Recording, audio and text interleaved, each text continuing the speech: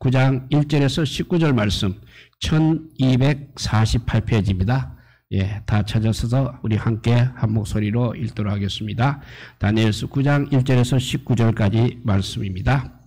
읽습니다. 메대 족속 아수에로의 아들 다리오가 갈대아 나라 왕으로 세움을 받던 첫 해, 곧 그 통치 원년에 나 다니엘이 책을 통해 여호와께서 말씀으로 선지자 에레미야에게 알려주신 그 연수를 깨달아나니 곧 예루살렘의 황폐함이 70년 만에 그치리라 하신 것이라. 내가 금식하며 베옷을 입고 죄를 덮어쓰고 주 하나님께 기도하며 간구하기를 결심하고 내 하나님 여호와께 기도하며 자복하여 이르기를 크시고 두려워할 주 하나님, 주를 사랑하고 주의 계명을 지키는 자를 위하여 언약을 지키시고 그에게 인자를 베푸시는 이시여. 우리는 이미 범죄하여 패역하며 행악하며 반역하여 주의 법도와 규례를 떠나 싸우며 우리가 또 주의 종 선지자들이 주의 이름으로 우리의 왕들과 우리의 고관과 조상들과 온 국민에게 말씀한 것을 듣지 아니하였나이다. 주여, 공의는 주께로 돌아가고 수치는 우리 얼굴로 돌아옴이 오늘과 같아서 유다 사람들과 예루살렘 거민들과 이스라엘이 가까운 곳에 있는 자들이나 먼 곳에 있는 자들이 다 주께서 쫓아내신 각국에서 수치를 당하여 싸우니 이는 그들이 주께 죄를 범하였음이니이다.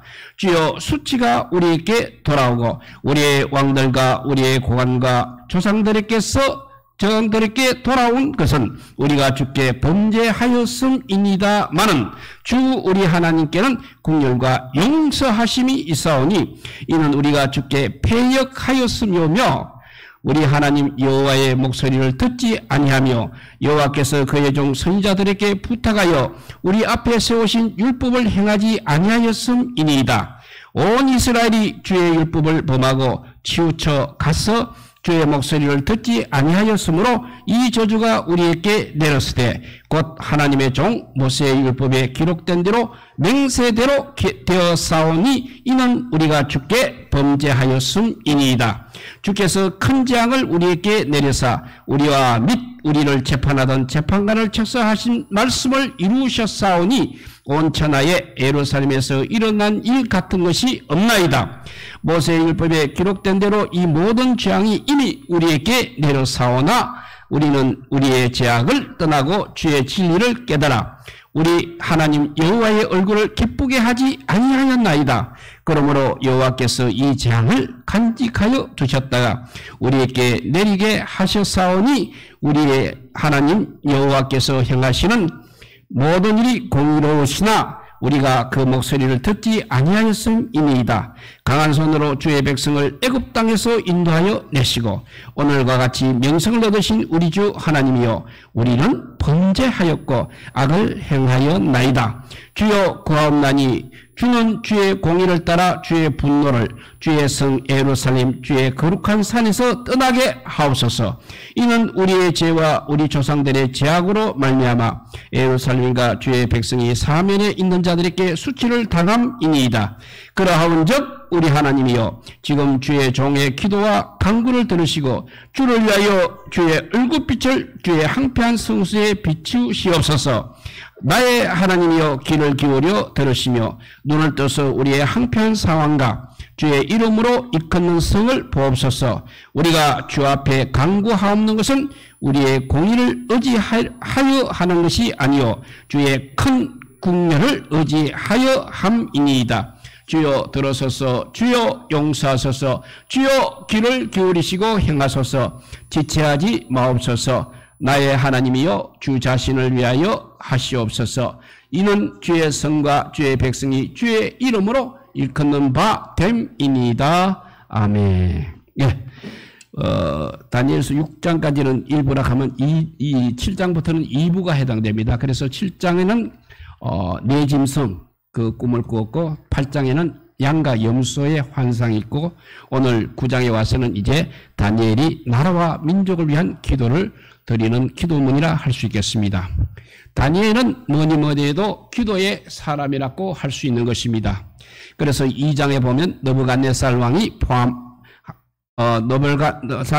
느부갓네살 왕이 모든 지혜자들을 죽이려고 했을 때 다니엘은 친구들과 함께 기도했습니다. 그리고 6장에도 보면 다리오 왕이 다른 신에게 무엇을 구하거나 기도하는 사람은 사자굴에 넣겠다고 한 것을 알면서도 다니엘은 늘 하던 대로 창문을 열고 하루 3번씩 무릎을 꿇고 하나님께 기도를 했습니다. 이런 다니엘을 보게 되면 다니엘은 정말 기도 생활을 너무나 잘한 사람이라고 할 수 있는 것입니다. 오늘 본문은 다니엘이 자기 나라와 자기 민족을 위해서 기도한 내용이 되겠습니다.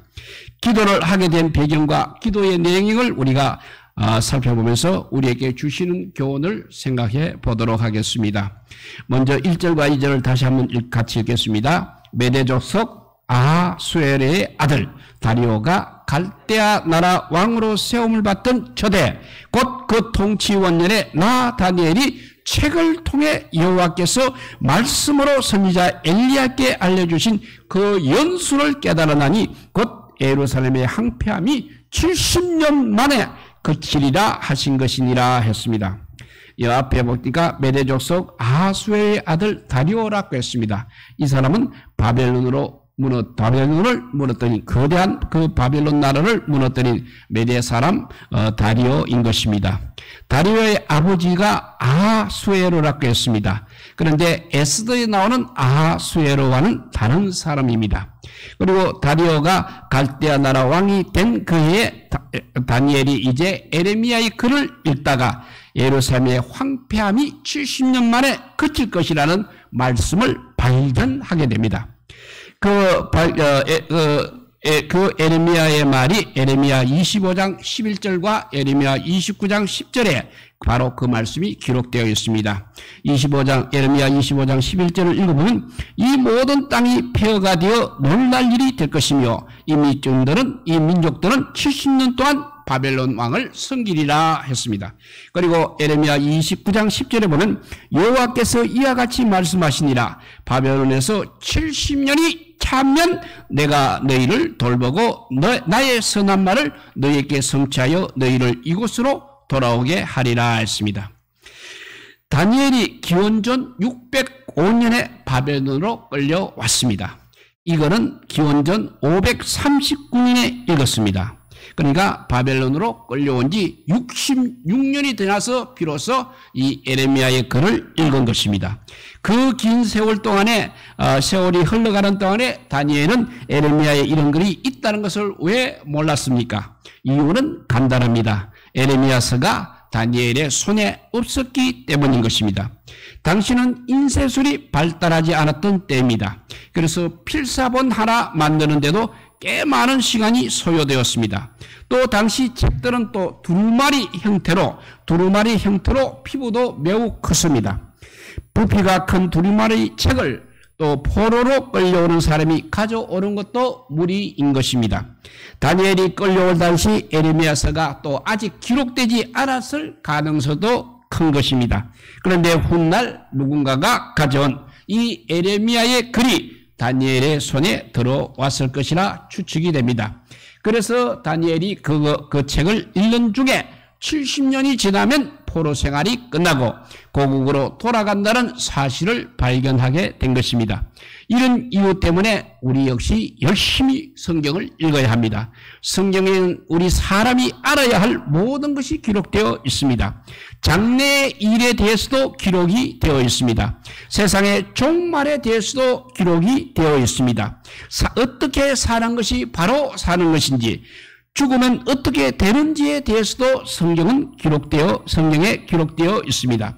이런 것을 말해주는 책은 성경 말고는 없는 것입니다. 그래서 우리 사람은 항상 성경을 읽어야 하는 것입니다. 그리고 성경에 대해서 디모데후서 3장 16절과 17절은 이렇게 말씀하고 있습니다.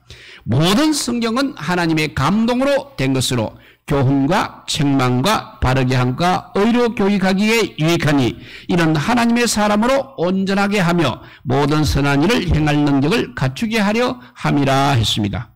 그리고 시편 19편 7절과 8절도 이렇게 말씀하고 있습니다. 여호와의 율법은 완전하여 영혼을 소성시키며 여호와의 증거는 확실하여 우둔한 자를 지혜롭게 하며 여호와의 교훈은 정직하여 마음을 기쁘게 하고 여호와의 계명은 순결하여 눈을 밝게 하시도다 했습니다. 세상에 성경보다 더 유익한 책은 없는 것입니다. 성경이 어떤 책인지를 알고 계신다면 꼭 우리가 성경 읽는 것을 게으리하지 마시기 바랍니다. 신문을 읽지 못하고 다른 책은 읽지 못하는 한이 있더라도 성경은 반드시 꼭 읽어야 하는 것입니다. 그래야 사람으로서 꼭 알아야 하는 것을 알 수 있고 바른 삶을 살아갈 수 있는 것입니다. 그래서 어떤 유명한 사람이 이렇게 말했습니다. 내 간 속에는 성경책 한 권만 넣어주면 된다고 했습니다.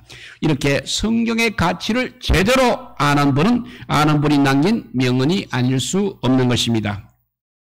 다시 다니엘로 돌아가서 다니엘이 에레미야의 글을 통해서 포로 기간이 70년이라는 것을 알았을 때 그 마음이 어떠했는지를 3절에서 말씀하고 있습니다. 우리 3절 한 절 봅니다.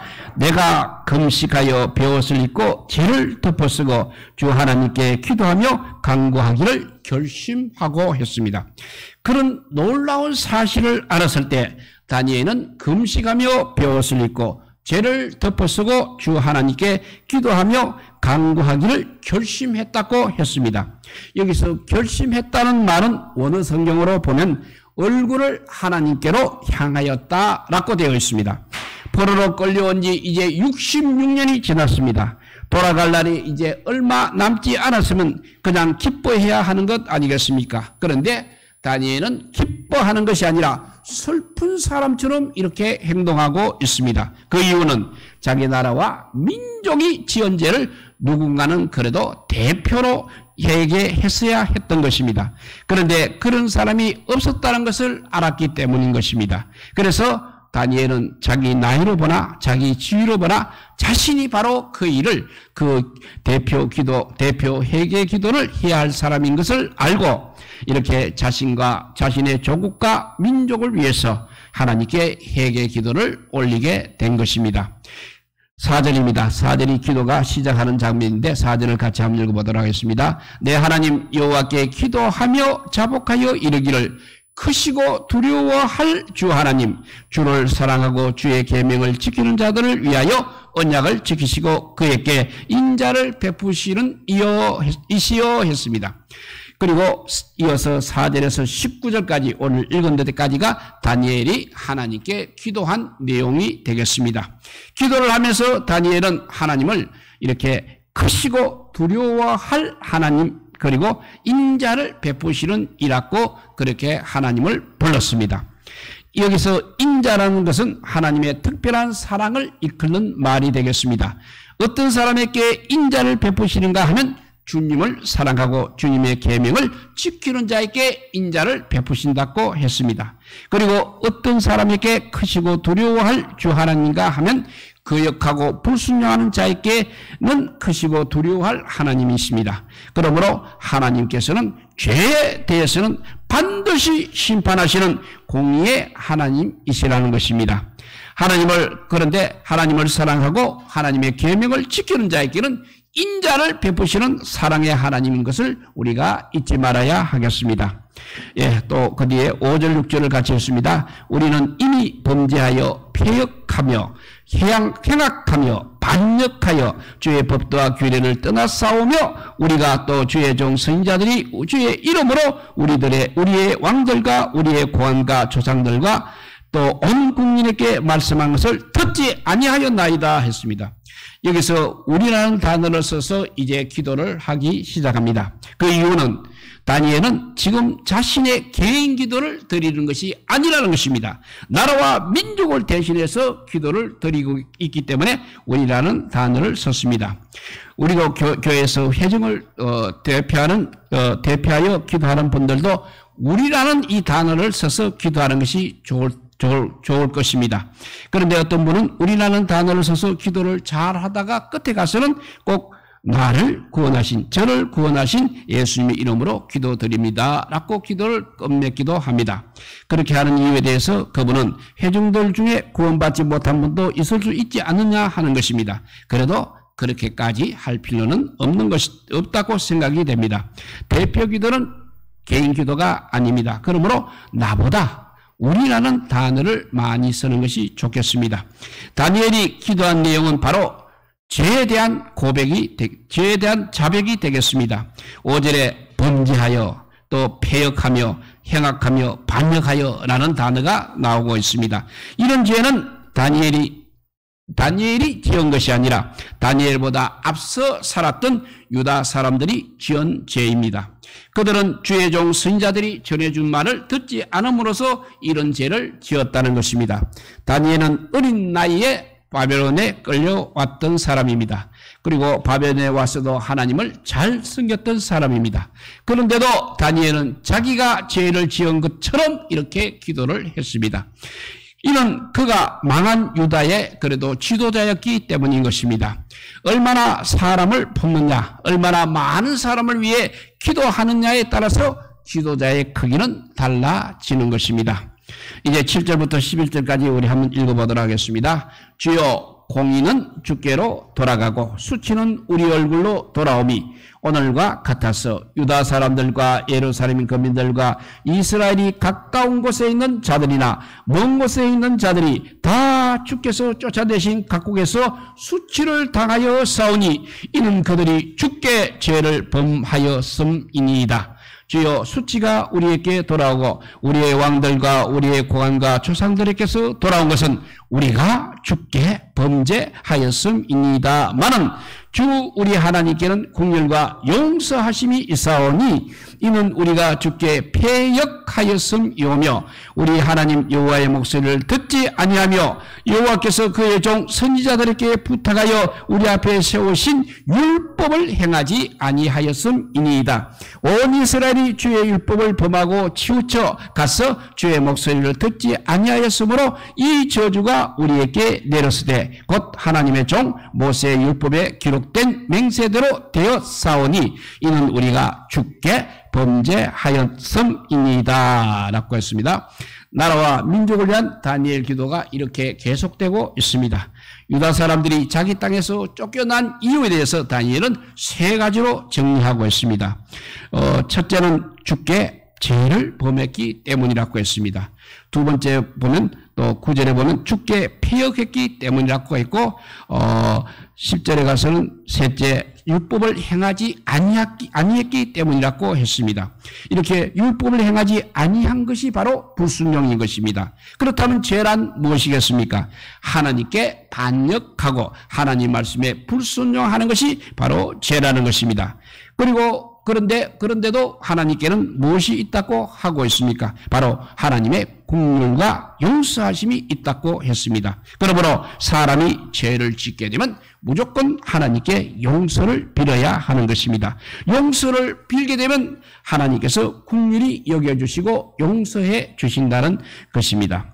예, 그 다음에 12절에서 14절을 읽어보도록 하겠습니다. 주께서 큰 재앙을 우리에게 내리사 우리와 및 우리를 재판하던 재판관을 쳐서 하신 말씀을 이루셨사오니 온 천하의 예루살렘에서 일어난 일 같은 것이 없나이다. 모세의 율법에 기록된 대로 이 모든 재앙이 이미 우리에게 내려사오나 우리는 우리의 죄악을 떠나고 주의 진리를 깨달아 우리 하나님 여호와의 얼굴을 기쁘게 하지 아니하였나이다. 그러므로 여호와께서 이 재앙을 간직하여 두셨다가 우리에게 내리게 하셨사오니 우리의 하나님 여호와께서 행하시는 모든 일이 공의로우시나 우리가 그 목소리를 듣지 아니하였음이니이다 했습니다. 또 하나님께서 예루살렘에게 내린 재앙을 이렇게 말씀하고 있습니다. 신명기 28장에 보면 하나님을 거역하고 하나님께 불순종하게 되면 저주와 재앙을 내리겠다는 말씀이 나오고 있습니다. 그런데 불행하게도 유다와 예루살렘에게 그 말씀이 그대로 이루어졌습니다. 이것은 오늘날에도 역시 마찬가지입니다. 우리가 하나님께 잘하면 복을 받습니다. 반대로 잘못하면 벌을 받습니다. 당장에 그렇게 안 될 수도 있습니다만 결국은 그렇게 된다고 말씀하고 있는 것입니다. 계속 이어서 15절에서 19절까지 우리 다시 한번 또 읽겠습니다. 강한 손으로 주의 백성을 애굽 땅에서 인도하여 내시고 오늘과 같이 명성을 얻으신 우리 주 하나님이여 우리가 범죄하였고 악을 행하였나이다. 주여 구하옵나니 주는 주의 공의를 따라 주의 분노를 주의 성 예루살렘 주의 거룩한 산에서 떠나게 하옵소서. 이는 우리의 죄와 우리 조상들의 죄악으로 말미암아 예루살렘과 주의 백성이 사면에 있는 자들에게 수치를 당함이니이다. 그러하온즉 우리 하나님이여 지금 주의 종의 기도와 간구를 들으시고 주를 위하여 주의 얼굴빛을 주의 황폐한 성소에 비치시옵소서. 나의 하나님이여 귀를 기울여 들으시며 눈을 떠서 우리의 황폐한 상황과 주의 이름으로 일컫는 성을 보소서. 우리가 주 앞에 간구하옵는 것은 우리의 공의를 의지하여 하는 것이 아니요 주의 긍휼을 의지하여 함이니이다. 주여 들으소서. 주여 용서하소서. 주여 귀를 기울이시고 행하소서. 지체하지 마옵소서. 나의 하나님이여 주 자신을 위하여 하시옵소서. 이는 주의 성과 주의 백성이 주의 이름으로 일컫는 바 됨이니이다 라고 기도하고 있습니다. 다니엘이 마지막으로는 이제 하나님의 용서와 긍휼을 구하는 내용이 되겠습니다. 구체적으로 이 용서와 긍휼은 세 영역에 대해서 하나님의 용서와 긍휼을 구하고 있습니다. 첫째는 성전이라고 했습니다. 17절에 보면 성전에 비추시옵소서라고 했습니다. 그래서 17절을 우리가 표준 새 번역으로 한번 읽어보면 이렇게 읽을 수 있습니다. 번역한 것을 읽어보면 이렇습니다. 우리의 하나님 이제 주의 종의 기도와 간구를 들어주십시오. 무너진 주의 성전을 복구하여 주십시오. 성전을 복구하셔서 주님만이 하나님이시라는 것을 모두가 알게 해 주십시오 라고 했습니다. 이렇게 하나님의 용서와 긍휼을 구하는 첫째 내용이 성전입니다. 두 번째는 예루살렘 성을 보옵소서 18절에 그렇게 말하고 있고 마지막 19절에 가서는 백성 주의 성과 주의 백성이 주의 이름으로 일컫는 바 됨이다 해서 이렇게 성전과 예루살렘 성과 백성의 용서와 긍휼을 구했습니다. 다니엘이 이 기도를 드리고 얼마 있지 않아서 바사의 고레스 왕은 유다 사람들은 자기 나라로 돌아가도 좋다는 칙령을 발표하게 됩니다. 칙령의 자세한 내용은 에스라서 1장 1절에서 4절에 기록이 되어 있습니다. 그러니까 결국 다니엘의 기도는 이렇게 응답이 되었다는 것입니다. 첫째, 성전은 어떻게 응답이 되었냐면 수룹바벨이라는 사람의 리더십에 의해서 기원전 516년에 완공이 되었습니다. 그러니까 이 다니엘의 기도가 있은 지 23년 뒤에 이루어졌습니다. 그리고 백성은 에스라의 말씀 사역으로 세워지게 되었습니다. 그것은 81년 뒤에 그렇게 되었습니다. 그리고 세 번째, 예루살렘 성벽은 기원전 444년에 느헤미야의 리더십에 의해서 다시 세워졌습니다. 그것은 성벽이 다시 세워진 것은 이 기도가 있은 지 95년 뒤에 이루어졌습니다. 시간이 많이 지나 이루어지긴 했어도 결국은 다니엘의 기도는 다 응답되고 이루어졌다는 것입니다. 에스라서 9장에 보면 에스라가 나라와 민족을 위해 기도하는 내용이 나옵니다. 그리고 또 느헤미야 9장에도 이스라엘 백성이 자신들의 나라와 민족을 위해 기도하는 내용이 나오고 있습니다. 그리고 오늘 다니엘 9장에는 다니엘이 자신의 나라와 민족을 위해서 기도하는 내용인 것입니다. 공교롭게도 같은 9장입니다. 다니엘서 9장, 에스라서 9장, 느헤미야서 9장이 모두 나라와 민족을 위한 기도에 관한 것입니다. 시간 순서대로는 다니엘이 제일 먼저 기도를 했습니다. 그 다음으로 에스라가 기도를 했습니다. 마지막으로 이스라엘 백성들이 기도를 했습니다. 포로로 끌려간 유다 사람들이 70년이 지나 고국으로 돌아 성전을 다시 짓고 성벽을 다시 쌓아 올리고 나라를 새로 건설할 수 있었던 배경에는 바로 이 다니엘의 기도가 있었다는 것을 우리가 잊지 말아야 하겠습니다. 우리나라가 일제강점기가 또 6.25 전쟁을 거치고도 이렇게 빨리 잘 사는 나라가 된 배경에도 누군가의 믿음의 조상들의 기도가 있었다는 것을 우리가 잊으면 안 되는 것입니다.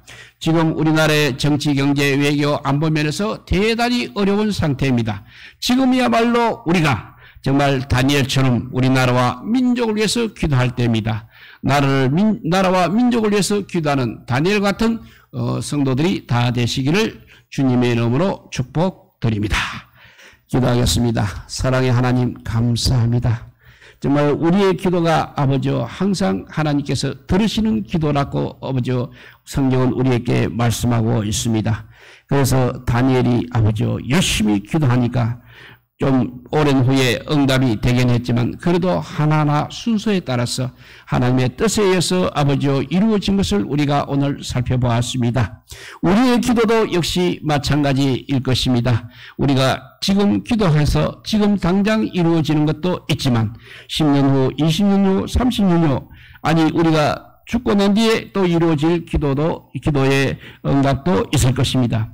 그러니까 우리가 기도하는 백성이 되어야 하겠습니다. 이 나라가 이렇게 어렵습니다. 이럴 때 우리가 기도를 쌓아나가야 우리의 당대의 아버지의 응답이 안 되더라도 우리의 후손들이 그 기도의 아버지의 응답을 받지 않겠습니까? 우리 모두 기도하는 백성이 되게 하여 주시옵소서. 그래서 끝까지 아버지여 주님 오시는 그날까지 우리가 아버지여 주님 앞에 기도하는 백성으로서 살아가게 하여 주시옵소서.